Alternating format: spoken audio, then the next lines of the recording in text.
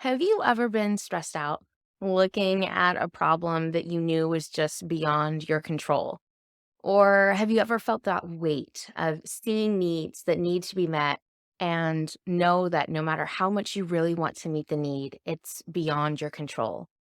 Or maybe you've stewarded a dream. You've felt that yearning in your heart. You've dreamed about something big, something worth working toward, worth fighting for.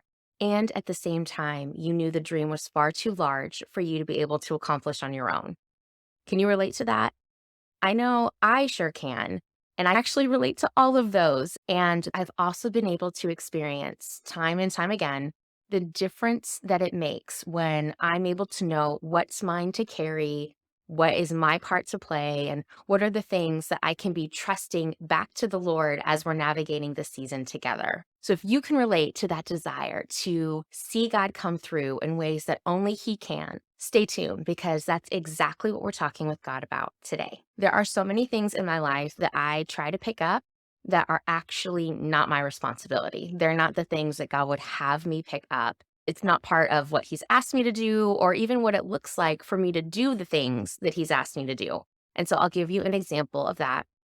Several years ago, I felt like God had dropped a dream in my heart for a book. This concept of what it would look like for a wife to partner with God in what He's doing in her marriage, and what that looks like to see how we live as wives, if we're married, as expressions of our faith.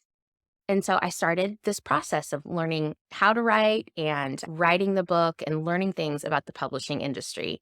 And cutting the very long multi-year story into a shorter segment here, there was different points along the journey when I would try to pick up responsibilities that were not mine to carry.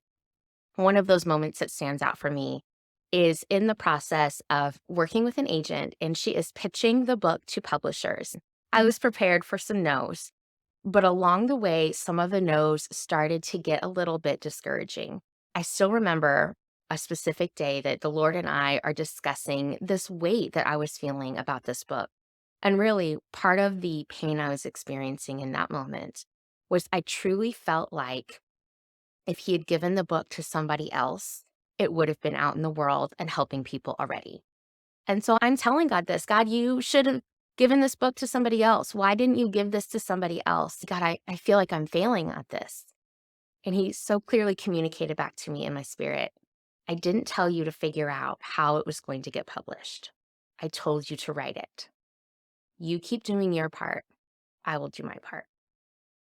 We don't always get to see the direct correlation between what we're doing and how God is moving. But in a matter of weeks, it was within 2 weeks of that conversation that I had with the Lord, I got an offer from my publisher, and A Wife's Secret to Happiness came out in 2017.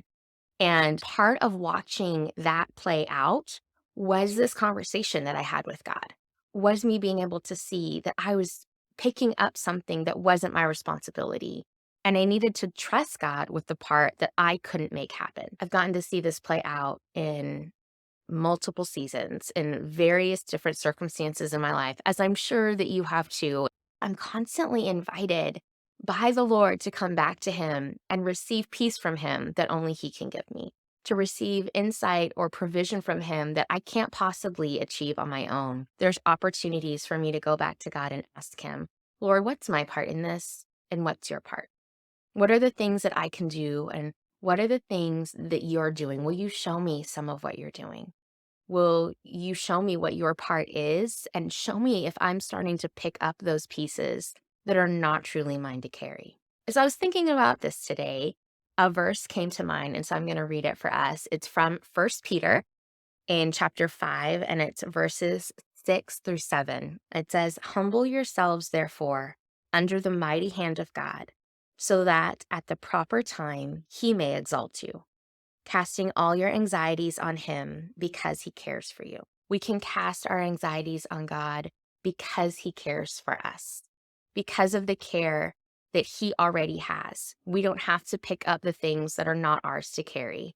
We can throw our anxieties at His feet, not because it's not a significant thing weighing on my heart or mind, not because it doesn't really matter, because God cares for me. I can entrust Him with the things that are big, that are significant, and that do matter.